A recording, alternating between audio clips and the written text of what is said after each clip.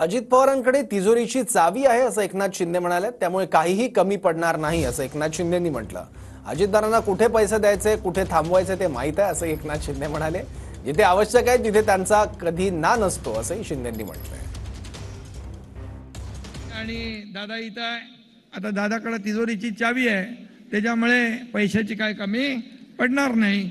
आणि बाजूला मराठी भाषा मंत्री आहेत, त्यामुळे मराठी भाषेला वैश्विक पातळीवर नेण्यासाठी काय करावं लागेल त्याची कालबद्ध योजना आपण आखली पाहिजे।